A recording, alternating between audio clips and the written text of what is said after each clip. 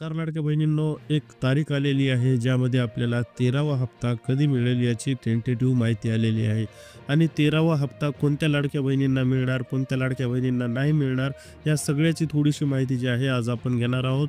तरी तुम्ही लाडक्या बहिणीचे व्हिडिओ पाहत असताल तर मात्र आपल्या चॅनलला सबस्क्राईब करून ठेवा आणि व्हिडिओला नक्की लाईक करा. लाडक्या बहिणींनो, 13वा हप्ता कधी येणार, जुलैमध्येच पैसे पडणार का, या सगळ्या प्रश्नाची उत्तर आज मी तुम्हाला देणार आहे. त्या पहिले एक गोष्ट नक्कीच सांगतो, ज्या लाडक्या बहिणीला 12वा हप्ता आला त्या लाडक्या बहिणीला घाबरायची कोणतीच गरज नाहीये. एक गोष्ट लक्षात ठेवा, लाडक्या बहिणीचा 12वा हप्ता म्हणजे जे आहे संकेत आहेत की तुमचा फॉर्म जे आहे चेक झालेला आहे. मात्र एक गोष्ट तुम्हाला आणखीनही सांगतो की लाडक्या बहिणीला जे आहे, ज्या लाडक्या बहिणीला 12वा हप्ता नाही आला त्यांचे फॉर्म पडताळणी सुरू आहे. जसं की आपल्याला माहीत होतं की कोणत्या कोणत्या जिल्ह्यामध्ये मी तुम्हाला सांगितलं होतं की यवतमाळ, नागपूर, यानंतर बुलढाणा, अशा जवळपास 4 जिल्ह्यात, जालना जिल्हा, 4 जिल्ह्यात जवळपास 1.5 लाखाच्या वर फॉर्म अपात्र झाले आहेत. 1.5 लाखाच्या वर. त्याच्यामुळे तुम्हाला घाबरायची गरज कोणाला नाहीये. तर ज्या लाडक्या बहिणीला 12वा हप्ता आला त्यांना काही घाबरायची गरज नाही. ऑलरेडी फॉर्म त्याची छाटले आहेत. मात्र आज परत एक बातमी आली की लातूरमध्ये जे आहे फॉर्म छाननी सुरू आहे आणि लातूरमध्ये सुद्धा बरेच फॉर्म आज जे आहे कपात होऊ शकतात. आता हे जिल्हानिहाय चालू आहे. मात्र ज्या बहिणीला 12वा हप्ता आला त्यांना घाबरायची गरज नाही. मात्र ज्यांना 12वा नाही आला त्यांना काय करायचं हेही सांगणार आहे. मात्र तुम्ही एक गोष्ट लक्षात ठेवा लाडक्या बहिणींनो, कधीही कोणतीही गोष्ट एक लक्षात ठेवा, आपण कोणत्या गोष्टीत प्राउड असलो तर घाबरायची गरज नसते. आता ज्यांना 12वा हप्ता आला त्यांना तर बिनधास्त राहायची गरज आहे, कारण त्यांचे फॉर्म आता डबल अपात्र होणार नाही, तर ते चेकिंग करूनच दिलेत. पण ज्यांना 12वाच हप्ता नाही आला त्यांच्या सोबतसाठी काय आहे, तर ह्या सगळ्या गोष्टीचं उत्तर आपल्याला भेटणार आहे. बघा, ज्यांना 12वा हप्ता नाही आला त्यांच्यासाठी काही नियम लागणार आहेत. त्या नियमांमध्ये आपण बसतो का हे मात्र आपल्याला तपासावं लागेल. आणि दुसरी गोष्ट म्हणजे नियम सांगायच्या आधी जुलैमध्येच पैसे पडू शकतात 13व्या हप्त्याचे, आणि 13वा सोबत 12वा प्लस 13वा. आता ही कोणती तारीख आहे ही सुद्धा मी तुम्हाला समोर सांगणार आहे. बघा इकडे, आता पडताळणीमुळे उशीर झालाच, तर पडताळणीमुळे उशीर झालाच तर काय होऊ शकते, एक गोष्ट लक्षात ठेवा. ज्यांना 12वा हप्ता नाही आला, त्यांना जे आहे पडताळणी करण्याचे आदेश दिलेले आहेत. कारण जर 12वा हप्ता नाही आला याचा अर्थ काय झाला, की तुम्हाला जे आहे पैसे आले नाही, त्याचा अर्थ तुमचा फॉर्म तपासणी सुरू झालेली आहे. आता फॉर्म तपासणी सुरू कशी झाली, तर आयकर विभागातून जे आहे डाटा मागून फॉर्म तपासणी सुरू झाली. पण ज्या लाडक्या बहिणीला 12वा हप्ता आला त्यांच्यासाठी काय, तर त्यांच्यासाठी काहीच नाही. त्यांच्यासाठी कोणतेही नियम नाही आहेत, कोणतेही निकष नाही आहेत. कारण त्यांना ऑलरेडी 12वा हप्ता आला, याचा अर्थ त्यांची फॉर्म तपासणी पूर्ण झाली. मात्र ज्यांना नाही आला त्यांच्यासाठी काही नियम मी तुम्हाला सांगतो. जर तुम्ही त्यामध्ये असताल तर तुम्ही घाबरायची गरज नाही. पहिला नियम आहे, तुमचं उत्पन्न 2.5 लाखाच्या वर नसावं बँकेचं, आणि जे उत्पन्न असं ग्राह्य धरलं जातं जे बँकेत ट्रान्सफर केलेली अमाऊंट असते. म्हणजे जे आहे बँकेमध्ये जे आहे तुमच्या सॅलरी क्रेडिट होत असेल तरच मात्र हे उत्पन्न ग्राह्य धरलं जातं. आणि नवरा बायकोची मिळून जर सॅलरी क्रेडिट होत असेल तर मात्र हे उत्पन्न ग्राह्य धरलं जातं. असं ऑलरेडी कोणते उत्पन्न ग्राह्य धरत नाहीत. हार्ड कॅशमध्ये भेटत असेल तर मात्र तुमचं तिथं जे आहे वाचू शकता.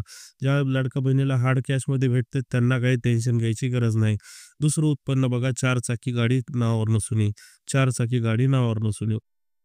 तिसरी अट आहे, तुमच्या नावावर शेती जास्त प्रमाणापेक्षा जास्त नसून. ही तिसरी अट आहे. चौथी अट जी आहे, तुम्ही सरकारी कर्मचारी नसून. सरकारी कर्मचारी नसून. सरकारी कर्मचारी नसून. ठीक आहे.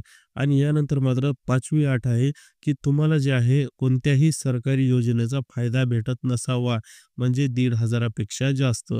म्हणजे कोणती विधवा पेन्शन योजना वगैरे आहेत ना, भरपूर योजना आहेत, त्याचा फायदा भेटत नसावा.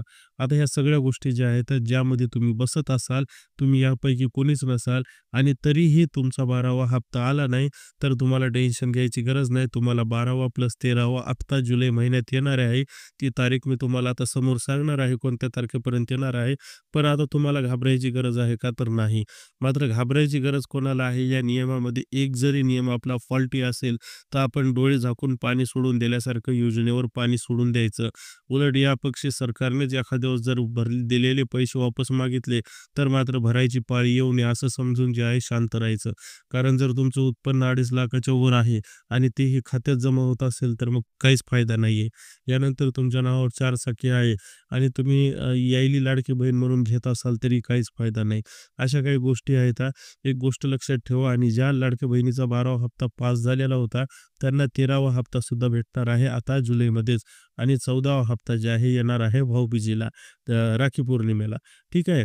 तर आता बघा 29 जुलैची एक अंदाजित तारीख दिलेली आहे. 29 जुलै.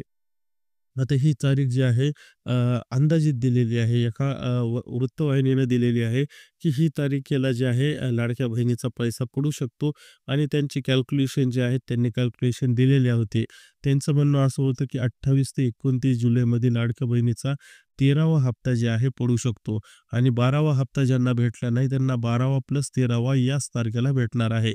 यासोबतच त्यांनी हे सुद्धा दिलं, की पुढची जी लाडक्या बहिणीचा 14वा हप्ता होता, ते जे आहे आपल्याला राखी पौर्णिमेला पडणार आहे, राखी पौर्णिमेला. तर त्याच्यामुळे जे आहे राखी पौर्णिमा परत जे आहे 1 सव्वा महिना लेट येते. त्यामुळे त्यांच्या अंदाजानुसार 29 जुलैला जे आहे 28 किंवा 29 जुलैला जे आहे हा हप्ता पडणार आहे आणि यासाठी जे आहे बऱ्याच लाडक्या बहिणी विचारत होत्या, की कधी जुलैचा हप्ता पडणार आहे आणि कधी जे आहे 13वा हप्ता पडणार आहे. तर या सगळ्या प्रश्नाचे उत्तर मी आज तुम्हाला दिले. 12वा ज्याचा हप्ता पास आहे त्याला 13व्यासाठी चिंता नाहीये. मात्र 12वा ज्याचा फसला आहे त्याला नियमात जर बसत असेल तर 12वा 13वा सोबत येणार आणि 12वामध्ये जर एखादाही गुण अपात्र असा असेल तर मात्र आपण आनंदानं जी आहे योजना सोडलेली हरकत नाही. कारण मात्र सरकारकडून मग त्या योजनेचे पैसे येणार नाहीत. तर लाडक्या बहिणींनो आपल्या हक्काच्या चॅनलला नक्की लाईक करा, सबस्क्राईब करा, व्हिडिओला लाईक करायला विसरू नका. भेटूया नवीन अपडेटमध्ये.